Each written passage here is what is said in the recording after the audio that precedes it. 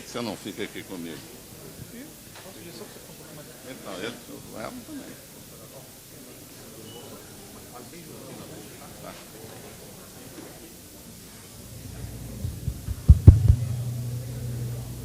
Está meio alto, né? Pode falar. Bom dia a todos.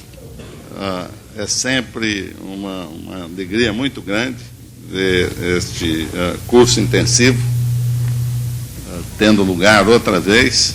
Eu acho que já é o 13º ano dessa iniciativa, só que ela foi tão bem sucedida que nós a colocamos com a concordância de todos aqui, principalmente do grande guru da iniciativa, que tomou a frente desde o início, é o grande cérebro desse projeto, está se espalhando. Então, a novidade é que, em vez de estar concentrado só no Rio de Janeiro, nós estamos com uma sala de aula virtual, com mais 11 cidades em diferentes estados, de sul a norte do país. Eu acho que isso é uma iniciativa de grande valor pelo poder de espalhar essa ideia, não só de conteúdo que vocês vão ter, mas também de animação, de que o papel de vocês é muito importante para a sociedade brasileira. Então, mais uma vez, eu queria dar as boas-vindas a vocês e cumprimentar a equipe toda, chefiada pelo El, que está aqui presente. Ele pediu que eu fosse muito breve, de modo que eu tenho certeza que nós vamos ter outro grande sucesso, e esse número 12, daqui a pouco são 18, 20, e essa iniciativa vai marcar uma das atividades mais importantes do que nós chamamos do Instituto do Milênio, na área de matemática, que é como se estivéssemos todos na mesma casa. Essa que é a ideia. Todos somos colegas e parte do mesmo instituto. Obrigado, Elon, obrigado a todos aqui e parabéns pelo novo momento. Obrigado, Jacó. Obrigado.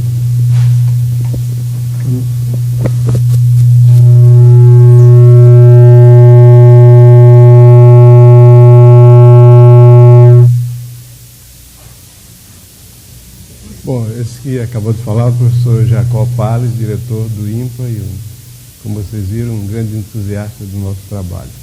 Esse ano nós que começamos a primeira vez com 5 cidades, esse ano nós estamos com 12, dessa vez agora, começamos com 12. Nós temos o prazer de anunciar a entrada do nosso time de 2 reforços, que é o pessoal da Bahia e o pessoal do Paraná. Então nós temos Piauí, Ceará, Pernambuco, Alagoas, Bahia, Espírito Santo, Minas Gerais, São Paulo, Paraná, Rio Grande do Sul, Rio de Janeiro e Goiás. E a nossa meta é chegar em 27, pelo menos, né? Um em cada estado do Brasil e Distrito Federal, inclusive. Esse é o Matias. Pequenininho assim, mas funciona. Eu queria, antes de começar, agradecer a sempre eficiente colaboração da RNP, sem a qual seria impossível a gente atingir o Brasil todo, e, em particular, a equipe de informática do INPA, aí, com o Beauclerc, o Matias e seus companheiros. Obrigado a todos e vamos trabalhar. Bom, então, eu queria primeiro que o Wagner desse rapidamente uma noção de qual vai ser o horário aqui.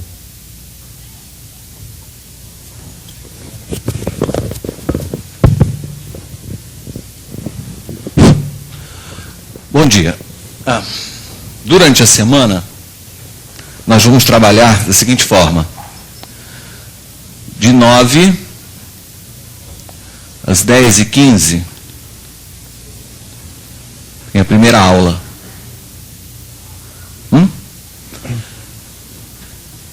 10h45 às 12h, outra aula.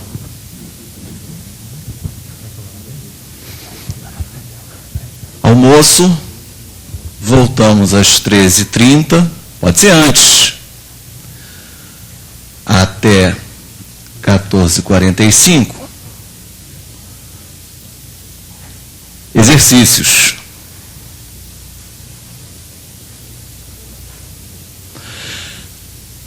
Pode ser 13h15, não precisa tanto para almoço, não. Essa sessão de exercícios é feita em grupos. Então, nós vamos, agora durante a manhã, dividi-los em grupos de 8, 10 pessoas, e vocês serão, então, alocados nas salas superiores e vão trabalhar os exercícios da lista que vão receber, referente ao conteúdo das 2 aulas da manhã.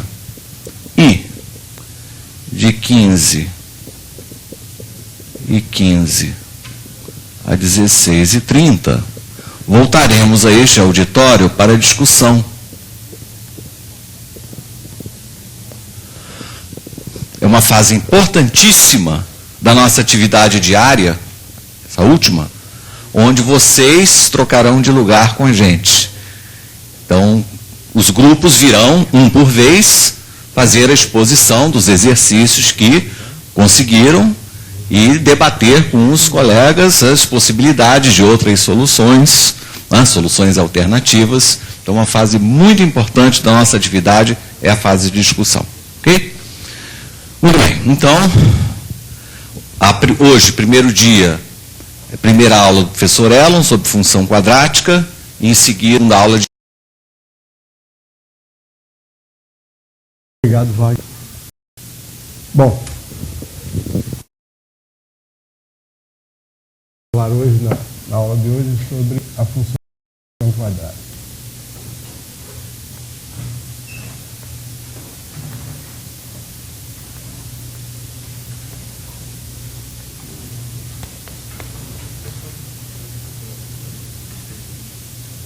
Uma função quadrática é uma função real, de variável real, que a todo x associa o valor f de x igual a x2 mais dx mais c, onde a se supõe diferente de zero, sem o qual ela não seria quadrática. Para estudar essa função, é extremamente conveniente reescrever a sua expressão de uma forma que transmite uma série de informações a respeito do comportamento da função. Essa é a chamada forma canônica. A forma canônica da função quadrática se obtém quando a gente faz sobre a função quadrática um processo que é chamado completar o quadrado. Completar o quadrado é uma consequência de uma observação muito simples, que é a seguinte: todo mundo sabe que x mais a ao quadrado é x2 mais 2ax mais a2. Portanto, quando nós temos uma expressão do tipo x2 mais 2ax, isso aqui é x mais a ao quadrado menos o a2. E mais de outra forma, se tivermos x2 mais ax somente, isso aqui é x mais a sobre 2 ao quadrado menos a2 sobre 4. Tudo é uma manipulação extremamente simples a nível de ensino fundamental. Então, se a gente tem a função quadrática, nós podemos escrevê-la sob a forma a, que multiplica x2 mais b sobre a, x mais c, e então aqui completando o quadrado nesse termo, fica sendo a, que multiplica x, aí mais b sobre 2a ao quadrado, menos d2 sobre 4A, porque era sobre 4 a 2, mas eu multipliquei por A, mais C. Ou seja, A costuma se escrever assim, x menos m ao quadrado mais k. Onde m é menos b sobre 2a e k é essa expressão aqui, que vem a ser, como uma conta muito simples mostra, k é simplesmente o valor que a função f assume no ponto M. Então, essa maneira de apresentar a função quadrada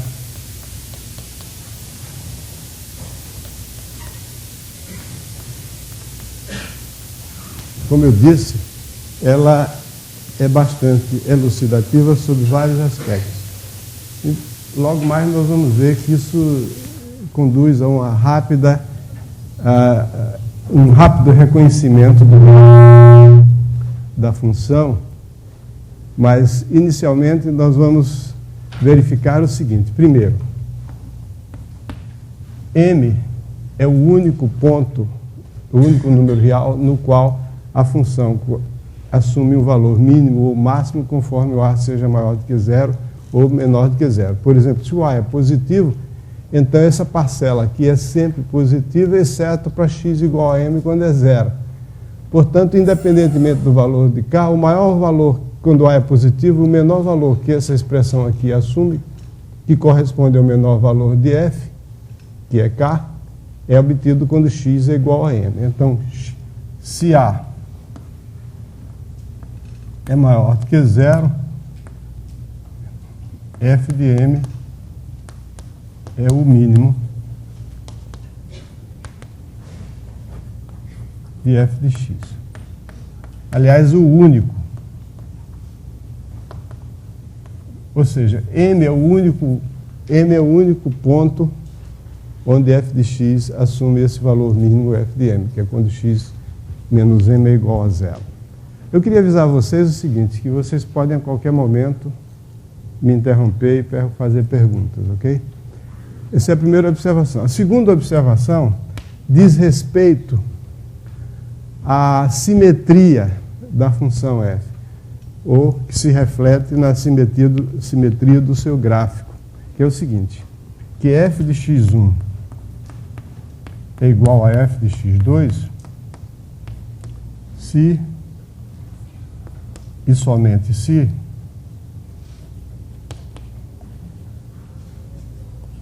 x1 é igual a x2, naturalmente, ou x1 mais x2 sobre 2 é igual a m. Ou seja, a função assume somente dois valores iguais quando esses dois valores, os pontos onde ela assume esses dois valores iguais, se situarem simetricamente em relação a esse ponto m, que é o ponto onde a função assume o seu mínimo ou o seu máximo se a for maior do que zero, se for menor do que zero. Então, aqui, para a maior do que zero, f é o mínimo, e para a menor do que zero, f de m é o máximo de f de x. Por quê? Bom, se eu tenho f de x1 igual a f de x2, isso me dá a de x1 menos m ao quadrado mais k igual a x2 menos m ao quadrado mais k. Cortando o k e dividindo por a, isso dá x1 menos m ao quadrado igual a x2 menos m ao quadrado. Então, isso nos deixa duas alternativas. Ou x1 menos m é igual a x2 menos m, portanto, x1 é igual a x2, que é o óbvio, né? Que se x1 for igual a x2, é claro que f de x1 é igual a f de x2. Ou então, x1 menos m é igual a m menos x2, o que dá imediatamente que m é igual à média aritmética entre x1 e x2.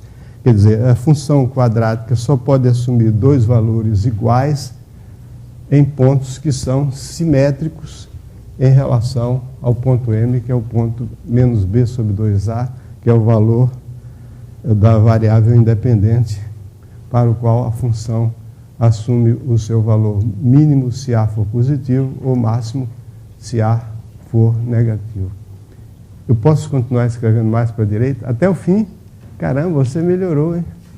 Está com um espectro mais amplo. Aliás, nos meus agradecimentos iniciais, eu omiti uma pessoa muito importante, que é o Dion, que é o nosso cameraman. Ele está aprendendo a ser cameraman aqui conosco. No fundo, ele é, no duro, a profissão dele não é essa, mas ninguém sabe o dia de amanhã, né, Dion? Pode ser que precisa, a Rede Globo esteja aí precisando, é aqui perto. Bom, a terceira coisa que a gente observa a partir dessa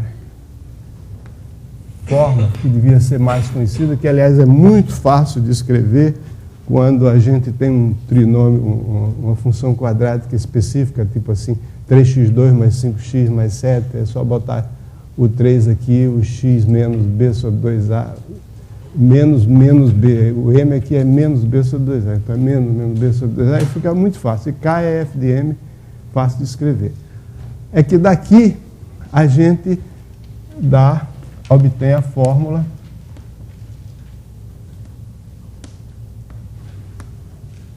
da equação do segundo grau.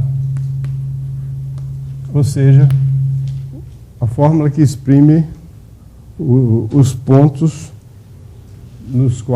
para os quais f de x é igual a zero. Porque f de x igual a zero é uma equação cujas raízes são as raízes do trinômio do segundo grau que nós estamos acostumados. Então, isso aqui eu não vou fazer porque é muito fácil. Não vou fazer os detalhes, vou só dizer, isso aqui corresponde a sobre x menos m, vezes x menos m ao quadrado mais k igual a zero. E com isso nós tiramos x menos m ao quadrado é igual a menos k sobre a. Então, x menos m é igual a mais ou menos raiz quadrada de menos k sobre a, e x é igual a m mais ou menos raiz quadrada de menos k sobre a, e a gente substituindo k e m por seus valores, a gente tem a fórmula da equação de segundo grau. Então, nós estamos vendo aí 3 conclusões que nós tiramos sobre a função quadrática quando nós escrevemos a função quadrática sob essa forma que é a chamada forma canônica. Essa forma também ela é útil em outros aspectos, como nós veremos agora, principalmente na obtenção do gráfico da função quadrática. O gráfico da função quadrática é uma parábola. Isso a gente está acostumado de ver, ouvir e até de dizer. Mas raramente nos livros do ensino médio essa afirmação é justificada. Um grande número desses livros dizem que isso será explicado no volume 3. E no volume 3 não é explicado. Principalmente porque o gráfico da equação do segundo grau, o gráfico da função quadrática. O problema é o seguinte, quando eu me aproximo do quadro, aí tem uma ressonância e dá isso. O gráfico, eu teria que ter um braço mais longo. Matias, você não quer escrever, né?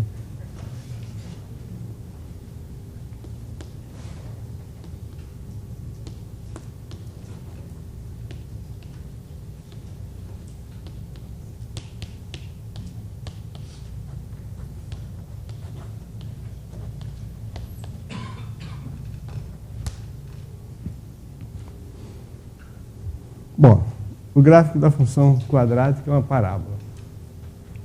Para explicar isso, é preciso que a gente diga primeiro o que é uma parábola. Parábola é o seguinte: dada uma reta D, chamada diretriz, e um ponto F chamado foco, então a parábola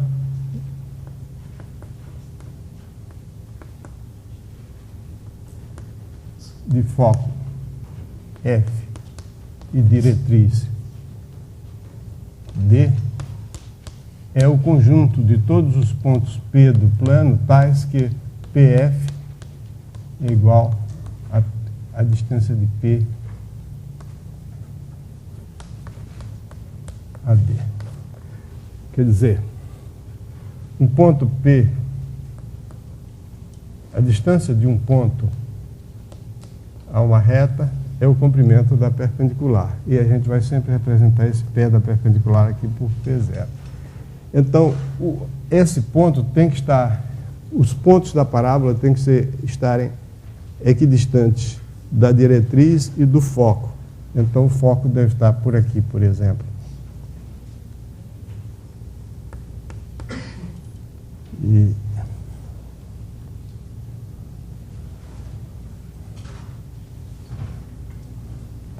Então, a parábola é a figura formada por todos esses pontos P tais que a distância do ponto ao foco é igual à distância do ponto à diretriz. Evidentemente, a parábola possui um eixo de simetria, que é essa perpendicular baixada do foco sobre a diretriz, porque é claro que se essa distância aqui é igual a essa, se eu tomar o simétrico em relação a essa reta perpendicular ao simétrico do ponto P, ele vai satisfazer uma condição semelhante. Então, a parábola, pela sua própria definição, ela possui um eixo de simetria. O eixo de simetria significa uma reta tal que, se um ponto pertence à parábola, o simétrico dele em relação a essa reta também pertence à parábola. Bom, então está aqui feita uma afirmação, a gente já sabe o que é uma parábola, então a afirmação é de que o gráfico de uma função quadrática é uma parábola. Quando a gente pega uma função quadrática assim, pode até parecer complicado mostrar que o gráfico é uma parábola, mas a observação que a gente deve fazer logo de saída é que basta considerar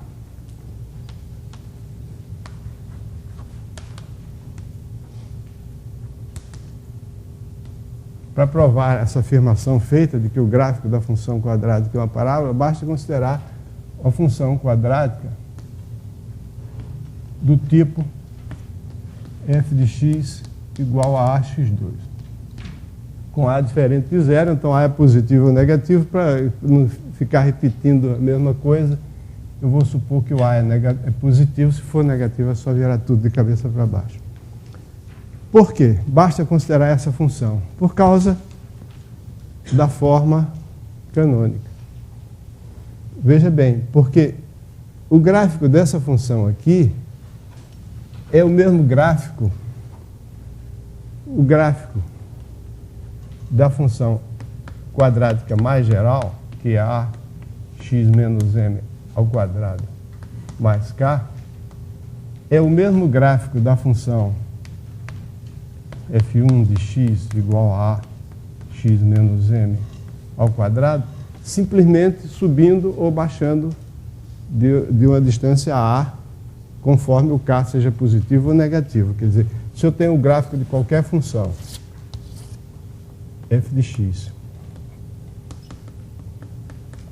e eu considero o gráfico da função f de x mais k, eu simplesmente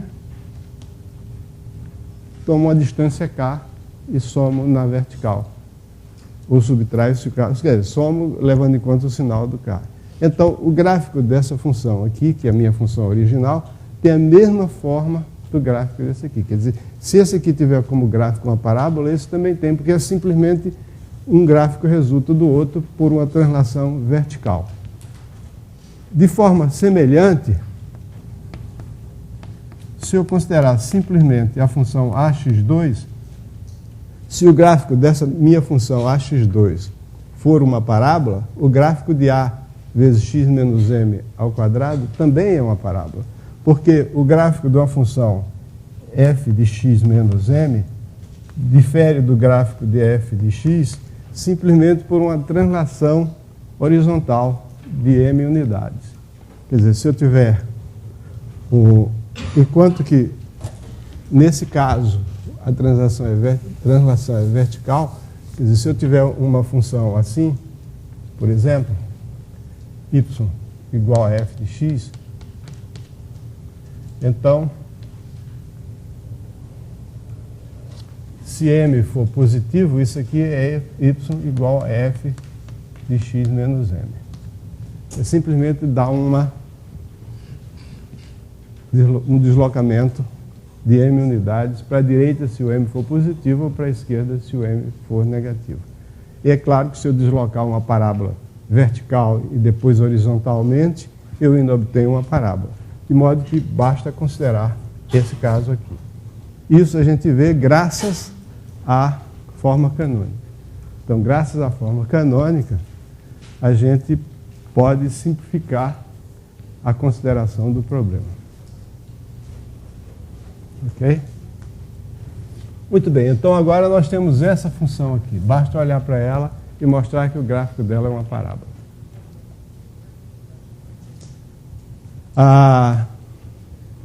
Se eu quero... É claro que essa função, o gráfico dela é simétrico em relação ao eixo dos y. Porque se eu substituir x por menos x, o ponto do gráfico vai ser transformado em outro ponto que ainda está no gráfico. Porque menos x e x, trocar o sinal de x não afeta o valor de f. Então, o gráfico é uma curva que é simétrica em relação ao eixo y. A parábola também é simétrica em relação à parábola que tenha um foco sobre o eixo y, também é simétrica em relação ao eixo y. Então, o problema é determinar a posição do foco da parábola. Então, o foco da parábola, se eu quero que isso seja uma parábola, o foco tem que ser um ponto do eixo y. Ok? Então, eu não sei qual a ordenada desse ponto. É y, é uma incógnita que nós vamos determinar agora.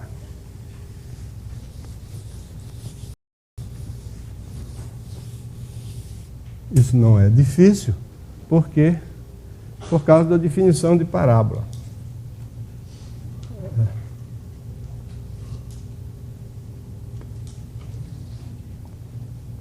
A diretriz, se o foco é o ponto 0y, a diretriz da parábola é a reta em que todas as ordenadas são menos y, né? Porque tem que haver essa distância daqui a aqui, tem que ser a distância daqui a aqui por definição de parábola. Bom, então se eu pegar um ponto do gráfico que tenha abscissa x, como ele está no gráfico, a ordenada dele tem que ser ax2. Isso é a definição de gráfico. Se a abscissa é x, a ordenada é ax2. E a distância desse ponto ao ponto F tem que ser igual à distância desse ponto ao pé da perpendicular baixada sobre a diretriz, que esse pé tem coordenadas x, a mesma abscissa, e a ordenada é menos y. Então, a distância de P a F, aliás, é melhor se as distâncias são iguais, os quadrados são iguais. E considerando os quadrados da distância, eu me livro da incômoda raiz quadrada que aparece na fórmula da distância. Na minha figura, esse lado aqui está sempre maior do que esse, porque eu não fiz o que eu devia ter feito. Isso aqui é quando vai falar sobre parábola. Esse aqui está menos, o erro está menor. A gente deve começar com o ponto e depois é que faz o foco. Se começar com o foco, é preciso ter muito cuidado para não ficar uma perna... Esse é isósceles. Se P é P0. Não parece, mas é. Aliás, como dizia um grande matemático francês, Geometria é raciocinar sobre figuras mal feitas. Eu estou adaptando, a frase não era bem essa não, mas tudo bem.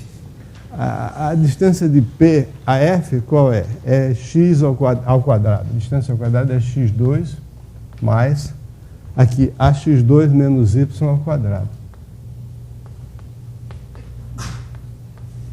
A distância de P a P0, que deve ser igual a essa, é x menos x é 0, então é x é ax2 mais y ao quadrado. Então eu tenho que x2 mais... Obrigado. Está vendo o aluno que presta atenção? É assim.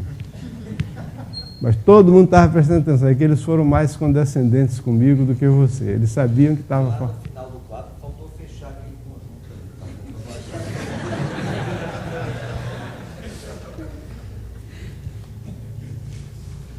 É sempre uma coisa muito boa a gente contar com um aluno atento assim. Os outros também são, agora que são mais camaradas, eles têm pena de mim e não me corrigem. Então, x2 mais ax2 menos y ao quadrado é igual a x2 mais y ao quadrado. Tem duas maneiras da gente continuar. Uma maneira menos esperta e uma maneira um pouquinho mais esperta. A maneira menos esperta, eu ia dizer maneira burra, mas não vou dizer porque não quero ofender ninguém. Seria desenvolver isso aqui e depois cancelar. Mas aqui a gente diz qual a diferença entre esse quadrado do lado de cá e o quadrado do lado de lá. É esse sinal.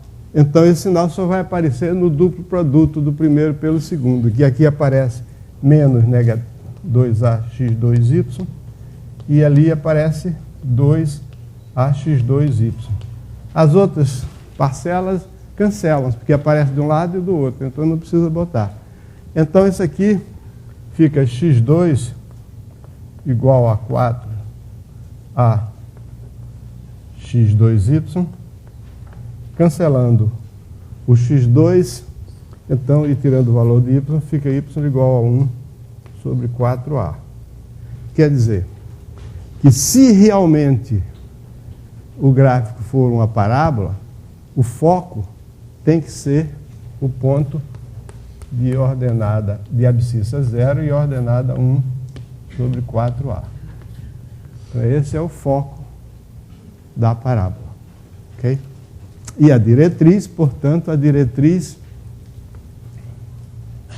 é a reta y igual a menos 1 sobre 4a, que é a reta horizontal. Ok?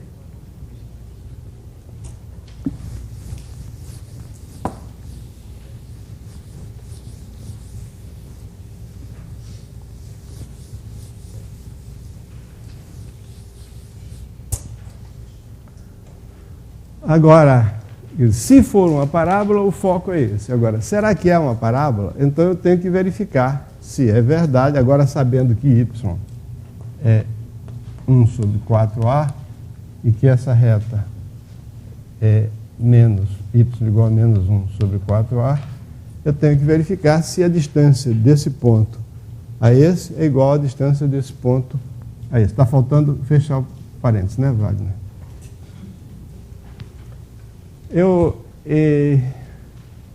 Então, a distância de P a F ao quadrado, como sempre, né? Porque são números positivos, são iguais quando os quadrados são iguais, se e somente se. Então, a distância de P a F ao quadrado vai ser x menos 0 é x, x ao quadrado está aqui. Essa aqui. A distância, não vou fazer, a distância de P a P0 ao quadrado é isso aqui. Agora é só verificar que quando eu substituo y por 1 sobre 4a, isso aqui fica igual a isso. Isso eu não vou fazer, tá?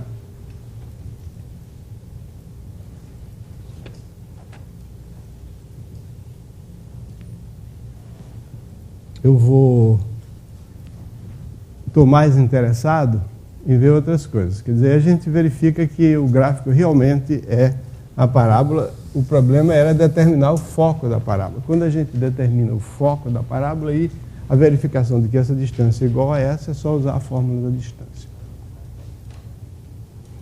Bom, uma questão interessante é a questão de determinar, quando se tem essa parábola, agora eu vou ter um pouco mais de cuidado. Então aqui está aqui o eixo, está aqui, vou fazer o eixo mais em cima. Está aqui a diretriz, não vou tomar cuidado não, vou arriscar. Então eu tenho um ponto, eu foco, eu tenho um ponto da parábola, ponto P, e por esse ponto passa uma reta chamada a tangente à parábola.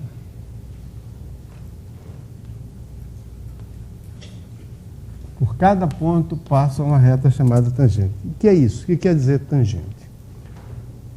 No caso de uma curva do segundo grau, como a parábola, a elipse, a hipérbole, no caso da hipérbole teria que ser um ramo, a tangente é uma reta que passa por esse ponto e que tem a propriedade de que todos os pontos da parábola estão do mesmo lado dessa reta.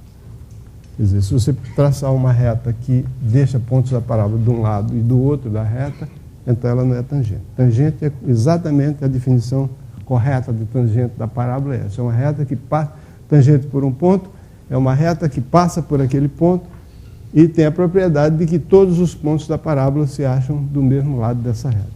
Vocês sabem, isso é uma propriedade básica da geometria plana, que quando num plano se considera uma reta, a reta divide o plano em duas partes, chamadas os semiplanos determinados pela reta. Então, quando eu digo do mesmo lado, significa que os pontos da parábola se encontram todos no mesmo semiplano determinado pela tangente. Toda reta determina dois semiplanos, decompõe o plano em duas partes chamadas semiplanos, das quais ela é a fronteira comum. Então, significa dizer que a parábola se encontra toda no mesmo, um dos dois semiplanos. Não tem pedaço num semiplano e no outro. Ok? Então, essa é a propriedade que caracteriza a tangente. Então, o ponto que eu estou considerando é o ponto, digamos, x0 a x0 ao quadrado. O ponto da parábola y igual a x, então se a abscissa é x0, a ordenada é a vezes x0. Então, eu quero determinar a equação da tangente. Como a tangente passa por esse ponto, basta eu determinar o coeficiente angular, ou a inclinação da tangente. Então, a equação da tangente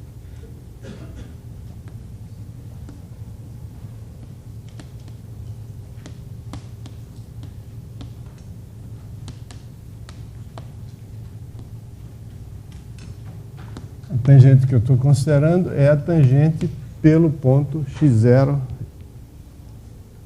a y0. Então, é y igual a x0 ao quadrado mais mx menos x0. Essa é a equação da reta que passa por um ponto e tem uma inclinação dada. Só que a minha inclinação aqui não é bem dada, é o contrário, eu quero achar o m. Achar o m de tal modo que, dependendo do m, quando a gente tem um ponto do plano, por esse ponto passam infinitas retas. Cada uma delas tem uma inclinação, menos a vertical, que tem inclinação infinita. Mas todas as outras têm inclinações. Tá? E a posição da reta fica determinada quando a gente conhece a inclinação, ou seja, o coeficiente angular. Tá certo? Então,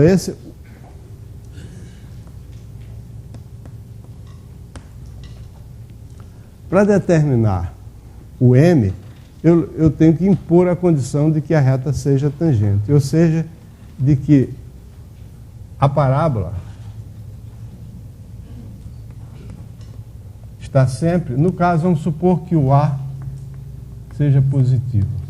A inclinação da tangente é a mesma, quer o A seja positivo, quer seja negativo, mas eu vou, para fixar as minhas ideias, eu supor que o A é positivo. Quando o A é positivo, significa que a parábola está sempre acima da tangente. Quando o A é negativo, ela está abaixo. Então, AX2 é sempre maior do que ou igual a x0 ao quadrado mais mx menos x0. Ok? Então, isso aqui é verdadeiro, qualquer que seja o número x real. Isso me dá uma nova função quadrática, passando que vai ser a seguinte, é a x2 menos mx menos mx mais mx0 menos a x0 ao quadrado vai ser sempre maior do que ou igual a zero. Não é isso? Então, isso aqui é o lado esquerdo dessa desigualdade é uma função quadrática na qual o b é igual a menos m e o c é mx0 menos ax0 ao quadrado. O que está dizendo aí, essa desigualdade, é que essa função quadrática, ela nunca muda de sinal. Ela é sempre maior do que ou igual a zero. Então, como ela é sempre maior do que ou igual a zero, tá? O chamado discriminante é negativo.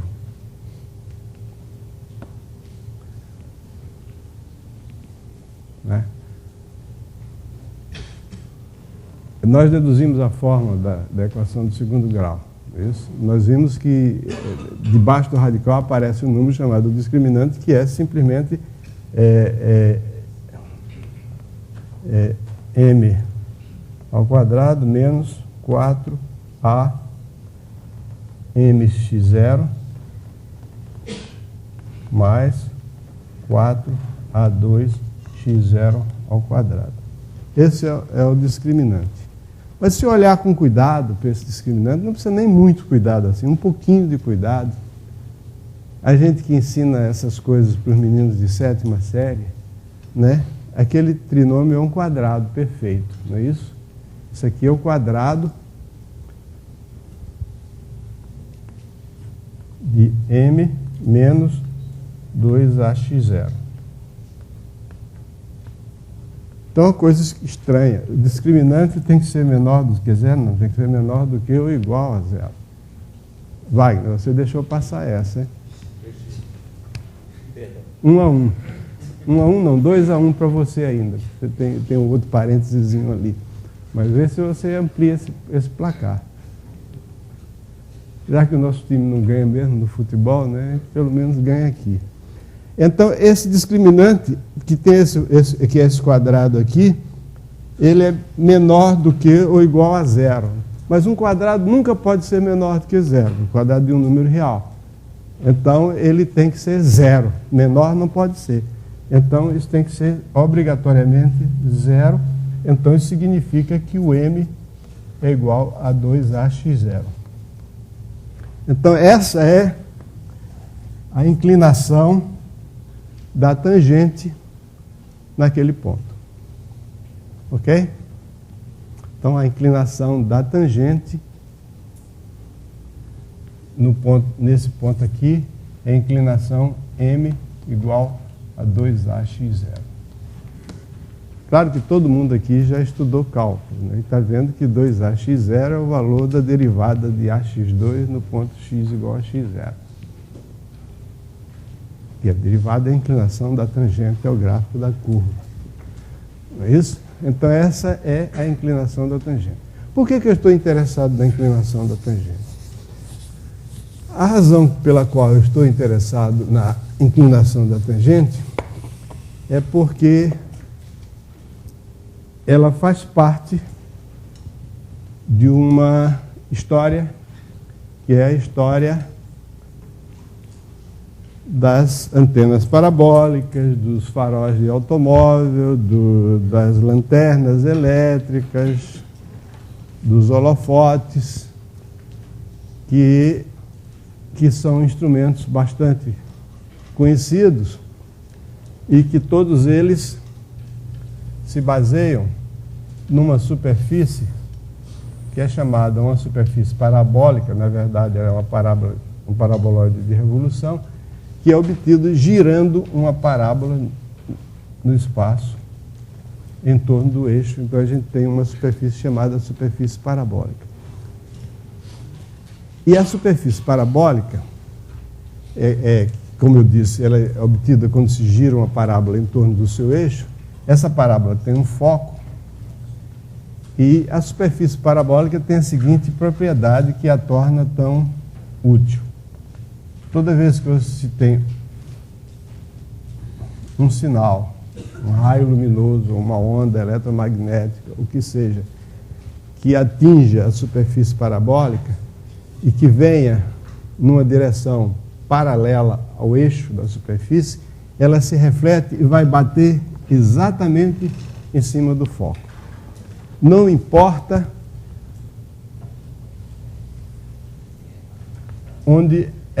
em que ponto ela atinja a superfície. Ela sempre se reflete em cima do foco. De modo que, por exemplo, no caso da antena parabólica, você tem um satélite estacionário. Estacionário significa que ele acompanha o movimento da Terra e faz que as pessoas...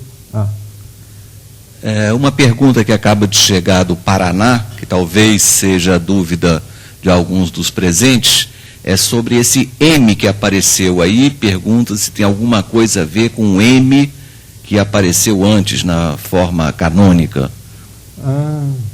Que ele usou a mesma letra e causou uma insegurança. Eu acho que a pergunta eu entendi no sentido de querer esclarecer para todos. É uma contribuição no sentido de esclarecer. Porque aí é uma coisa que nós todos que temos experiência como professores sabemos, que a pessoa que tem o tino de fazer essa pergunta é porque sabe qual é a resposta. Não é certo? Então eu entendo a pergunta como sendo uma contribuição. É claro que não. Esse M é apenas uma homenagem que eu presto à tradição do ensino de geometria analítica nos colégios, da equação da reta. A inclinação é sempre M, não é isso? Todos os livros. Então, eu não podia, né, quebrar com a tradição tão arraigada. Obrigado pela observação paranaense. Mas é isso, a gente acostuma a ter esses alunos, né, que eu não sei se vocês têm, mas eu sempre tive esses alunos. Quando ele faz a pergunta é porque sabe a resposta. Se ele não soubesse a resposta, ele nem faria a pergunta. Mas é uma contribuição válida. Então, onde é que eu estava? Não, esse M não tem nada a ver com o outro M, isso aí é outra história, isso é a inclinação de uma reta, o outro M é simplesmente o ponto onde a função quadrática assume o seu valor mínimo ou máximo. Não sei por que a tradição de chamar M a inclinação, o coeficiente angular, porque essa letra não vem nem de coeficiente, nem de angular, nem de inclinação, nem de declividade, nem nada. De qualquer modo, é a tradição.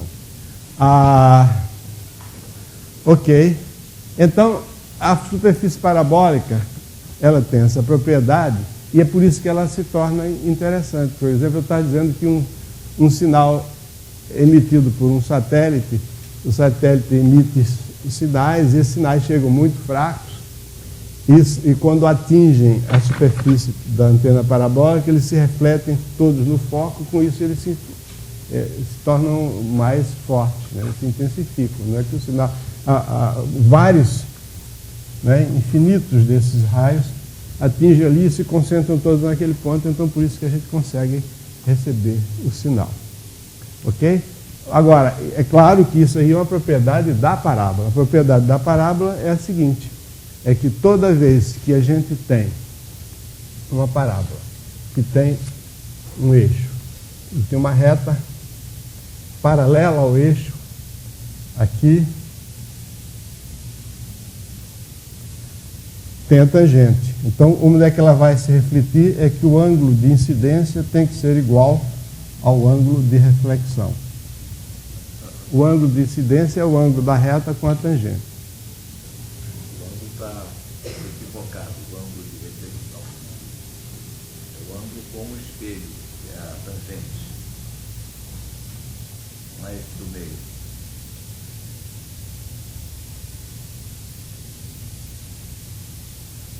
Peraí. O ângulo de incidência Igual ao ângulo de reflexão com o espelho, não com raio incidente. Simétrico desse ângulo em relação ao normal.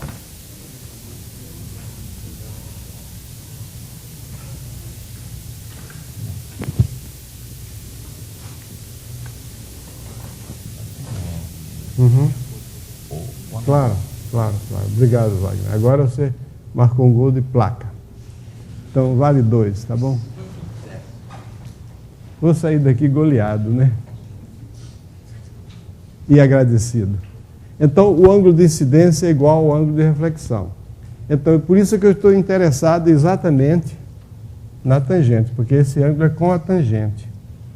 O ângulo de incidência não importa, aqui eu podia até apagar a parábola. O que interessa é a tangente. O ângulo de incidência é igual ao ângulo de reflexão. Ok? Então isso significa o quê? Que quando se eu quiser provar isso, eu tenho que verificar o seguinte, eu tenho aqui a tangente, a parábola, eu tenho aquele famoso triângulo que devia ser isósceles, ok? E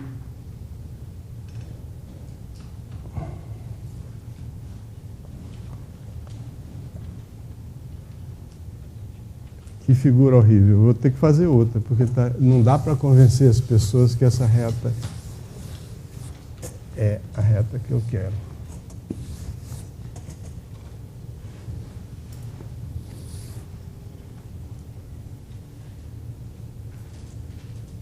Isso aqui é a diretriz, não é o eixo, não.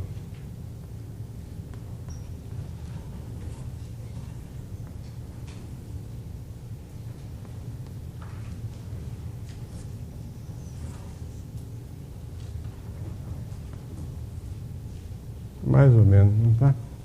Está mais ou menos aqui. Então, isso aqui é o foco.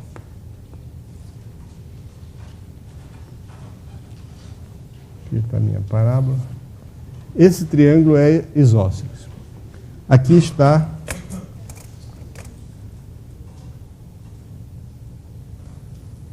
a tangente. A tangente cujo coeficiente angular é esse aqui, 2ax0. E eu quero mostrar que esse coeficiente, que essa tangente é perpendicular à base desse triângulo isósceles. Porque se ela for perpendicular à base, então ela é a altura de um triângulo isósceles. E a altura do triângulo isósceles é também uma bissetriz. Então isso significa que esse ângulo aqui é igual a esse ângulo aqui. Se eu provar que aquela reta alaranjada é perpendicular a f de P0. Uma vez tendo esse ângulo igual a esse, então esse ângulo, novamente eu vou apagar a parábola, porque a parábola só vai atrapalhar. Esse ângulo é igual a esse, então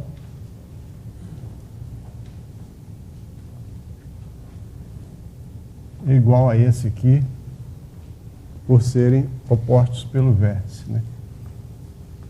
Esse ângulo aqui é igual a esse por serem opostos pelo vértice, o qual seria igual a esse, portanto o ângulo de incidência é igual ao ângulo de reflexão. se eu provar que a reta tangente é perpendicular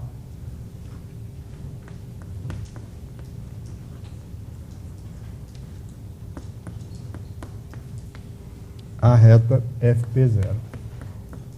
Mas isso é imediato, porque quando é que duas retas são perpendiculares? Eu tenho um coeficiente angular de uma e o coeficiente angular da outra. É quando o coeficiente angular de uma for menos 1 dividido pelo coeficiente angular da outra.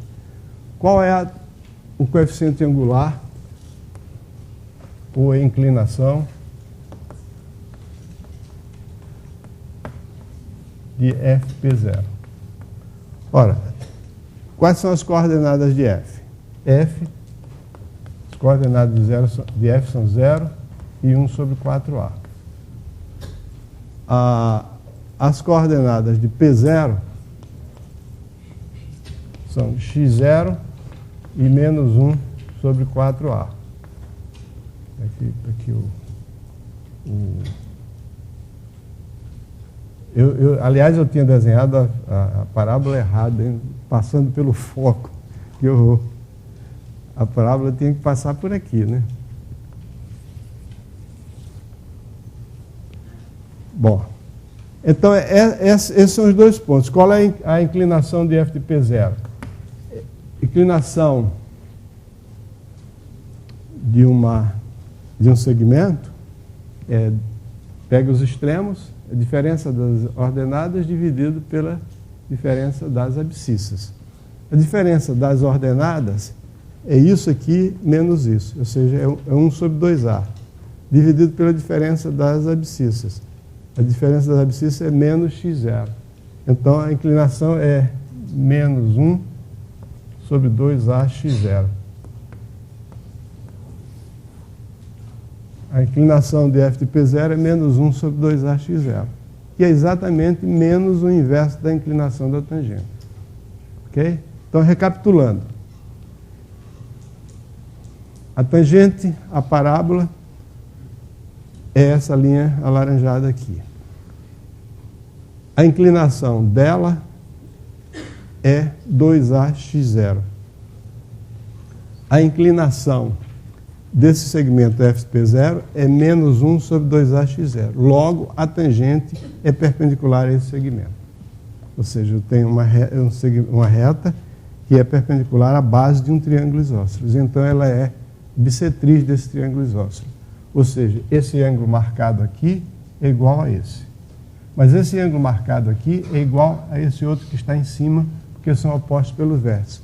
Logo, esse ângulo de cima é igual a esse segundo aqui, ou seja, o ângulo de incidência é igual ao ângulo de reflexão. Então, o raio que vem paralelo ao eixo da parábola se reflete e vai bater exatamente sobre o foco. Essa é a propriedade fundamental que justifica o enorme interesse e o grande e generalizado uso da superfície parabólica.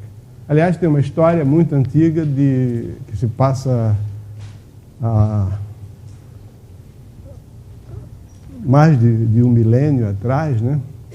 Quando Arquimedes, um grande matemático grego, morava em Siracusa, que é uma cidade no sul da Sicília, mas naquela época pertencia à Grécia. E a cidade foi sitiada por um general romano chamado Marcelo, que pôs os seus navios no porto e não deixava entrar mantimentos para a cidade. E então conta a história que Arquimedes incendiou todos os navios da frota do Marcelo usando espelhos parabólicos. Espelhos parabólicos que tinham como foco, cada um do navio estava um espelho parabólico ali, e então os raios do Sol, que podem ser todos considerados paralelos, porque não são, mas a distância é tão grande que é como se eles fossem paralelos, convergiam sobre os navios e incendiavam. Isso é teoricamente possível, mas duvida-se que a tecnologia da época fosse tão avançada que permitisse construção semelhante. Mas é aquela história. Se não é verdade, pelo menos é uma história interessante. Bom, Então, basicamente, quer dizer, em termos de teoria, né, se é que a gente pode dizer assim, a função quadrática é isso aí. Agora, existe uma quantidade enorme de problemas interessantes que nós vamos ver, inclusive vamos continuar na próxima aula, que se referem à função quadrática.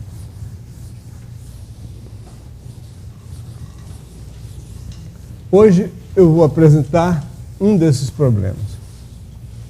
É o problema do vidraceiro, do espelho. O problema é o seguinte: um vidraceiro dispunha de um espelho que tem essa forma. Ele fez um corte lá e tal, sobrou esse pedaço do espelho. E uma pessoa chegou para comprar um espelho lá, mas essa pessoa queria que fosse um espelho retangular e que tivesse a maior área possível que ele pudesse conseguir dentro desse pedaço. Então o problema dele era achar um modo de recortar esse triângulo de tal modo que aqui dentro tivesse um retângulo de área máxima. Quer dizer, achar um retângulo de área máxima contido naquele triângulo. A primeira ideia foi de... É claro que eu posso sempre considerar que esse retângulo contido aqui, ele tem uns lados, pelo menos um lado, coincidente com o lado do triângulo, porque se não tiver eu posso mover, se fosse um retângulo aqui dentro, sim, eu posso sempre mover de modo a encostar um dos lados, num dos lados do triângulo. E a ideia que surgiu, naturalmente, foi de considerar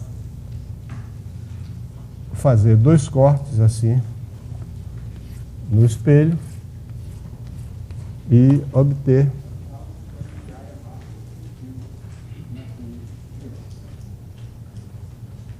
quem é que está falando? Você. Eu? Ah, interessante.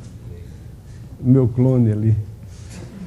Bom, então vamos supor que o meu triângulo retângulo tem uma base B e uma altura A. Ok? Então, essa reta paralela aqui a esse cateto determina um triângulo menor que é semelhante ao triângulo maior. Então, eu vou chamar de K a razão de semelhança. Então, se esse lado aqui é B, essa base do meu retângulo é BK. E a altura não é AK. A altura AK é isso aqui. Porque esse triângulo aqui esse triângulo menor é semelhante ao triângulo maior e K eu estou chamando de K a razão de semelhança. Então a base dele é BK, que é a mesma aqui, e a altura é AK, de modo que isso aqui é A, que multiplica 1 menos K. E então a área do retângulo vai ser a base vezes a altura, que é uma função de K, é uma função quadrática.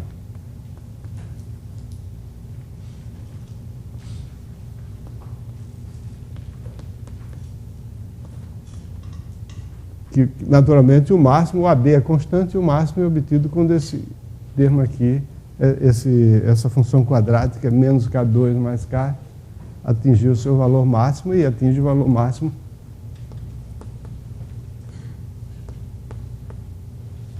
a área quando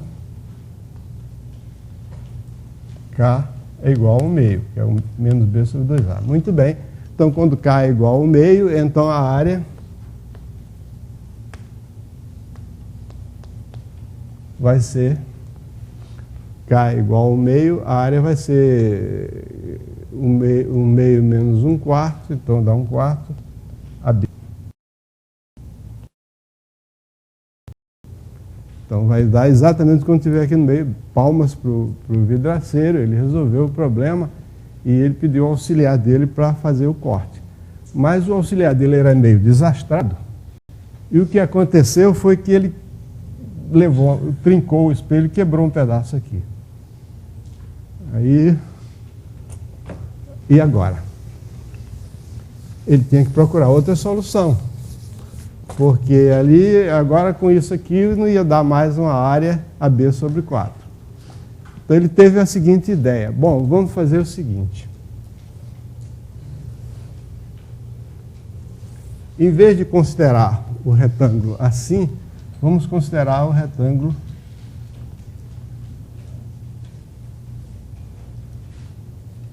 assim. Então esse é o triângulo. Esse é o espelho que eu quero considerar. Então eu vou procurar ver se consigo um retângulo de área máxima aqui que seja tão próximo desse quanto eu puder, né? Porque eu já estou no prejuízo, ele achou, né? Que é AB sobre 4 agora não vai dar, porque quebrou aqui. Bom, então novamente eu tenho aqui a base do meu triângulo é B, como toda base que se preza. A altura é A também. Só que agora eu vou ter que considerar que eu tenho um retângulo repousando sobre a hipotenusa, eu tenho que considerar a hipotenusa C. Bom, agora eu vejo esse triângulo alaranjado aqui. Aliás, todos esses triângulos são semelhantes entre si, porque são triângulos retângulos que têm os ângulos agudos iguais. Então, existe uma semelhança entre esse triângulo alaranjado e o triângulo maior. A razão de semelhança eu vou chamar de K novamente, de modo que essa altura aqui desse triângulo é AK, essa base dele aqui é BK, e naturalmente essa hipotenusa aqui é CK também, não é isso? Porque K é a razão de semelhança. Mas esse outro triangulinho aqui, do qual um dos catetos é a altura do retângulo que eu preciso saber esse cateto, ele também é semelhante ao triângulo total. Mas agora a razão de semelhança é outra, ele não é do mesmo tamanho daquele. Aqui do meu desenho até parece que está do mesmo tamanho, mas não era coincidência. Quando eu quero que fique do mesmo tamanho, não fica. Mas quando eu não quero, fica. Ok, mas não é bem do mesmo tamanho. Então a razão de semelhança é S. Então aqui eu tenho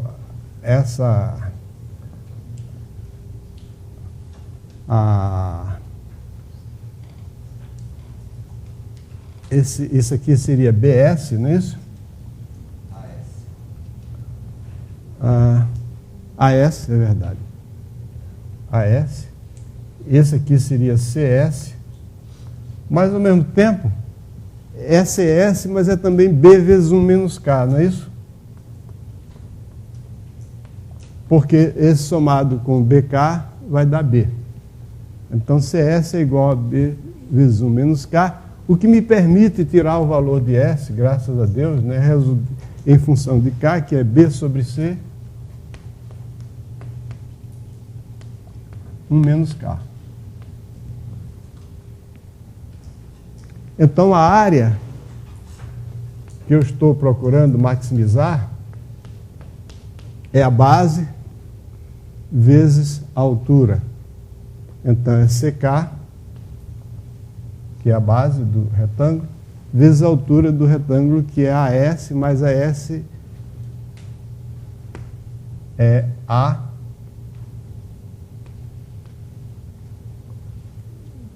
B sobre C, 1 menos K. Esse C cancela, então a área é AB K vezes 1 menos K, e que é a mesma área, a mesma fórmula da área que eu tinha no caso anterior. E, naturalmente, o valor máximo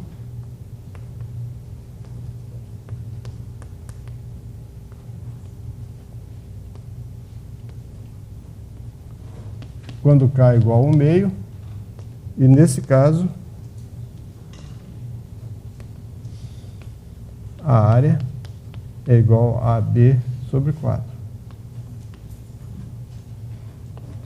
Então, o vidraceiro ficou contente e falou para o cliente que tinha conseguido um retângulo, um espelho de área máxima, porém tinha um problema. Ele ia sair mais caro, porque nesse caso aqui ele teria que dar somente 2 cortes, e nesse caso aqui ele tinha que dar 3 cortes. E mais ainda, esse vidraceiro sabia bastante matemática elementar. Mais ainda, o perímetro desse retângulo aqui é sempre maior do que o perímetro desse aqui. Então ele ia botar uma moldura e a moldura ia sair mais cara. Por isso que essa solução, mas não tinha outro jeito, porque o espelho estava quebrado. Então nessa solução aqui, você tem um retângulo de mesma área, que nessa solução aqui, porém, perímetro diferente. Então, em geral, esse aqui é mais perto do quadrado, o outro é mais comprido. Então, você pode, mantendo a área, tornar o perímetro bem grande, né? Não tão grande quanto você queira, com a mesma área. E isso ele ia, então, a solução segunda não é a melhor solução, embora, diante das circunstâncias, era o que se podia fazer. Bom, com isso eu termino um pouquinho, 4 minutos antes a aula de hoje. E na próxima aula, então, nós vamos ver uma série de problemas que usam a função quadrática. E a minha fonte principal desses problemas é um livro que foi escrito há 250 anos atrás, tá? Mas que foi escrito por um grande matemático, e que, além de ser um grande matemático, era um grande escritor de livros de matemática. Então nós vamos ver vários problemas escritos por esse cara. Fala.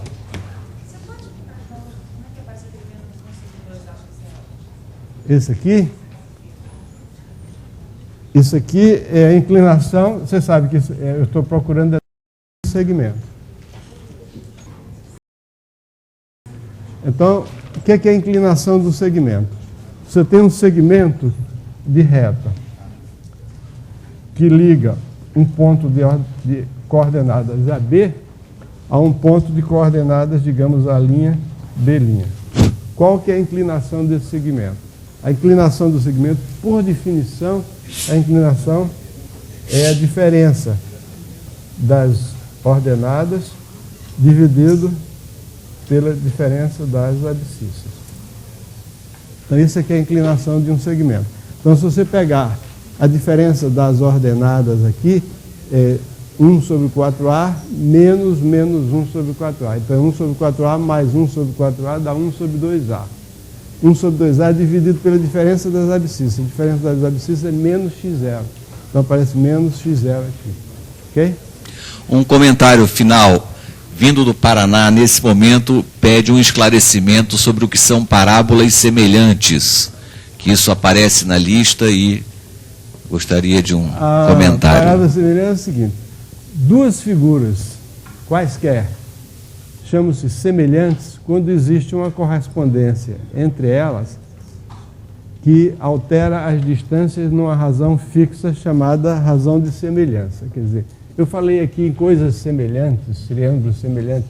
A gente pode falar em duas figuras semelhantes. Só F agora, avisa ao rapaz do Paraná, a pessoa do Paraná, que F não é foco, não é a mesma letra, mas não é foco. Valeu essa? Posso botar 5-2 agora? F e F'. Duas figuras se chamam semelhantes quando existe uma correspondência entre elas, que a cada ponto da primeira faz associa um ponto da segunda. Em geral, quando a gente estuda semelhança, isso significa pontos homólogos. Cada ponto de uma figura tem um homólogo na outra. E se você pegar outro ponto aqui, a ele corresponde outro ponto aqui, e acontece o seguinte: a distância de x' a y' dividido pela distância de x a y é constante.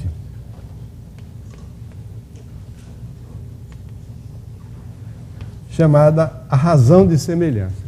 Então, uma correspondência entre duas figuras se chama uma semelhança quando a razão entre as distâncias dos pares de pontos que correspondem a pares de pontos aqui, essa razão é constante.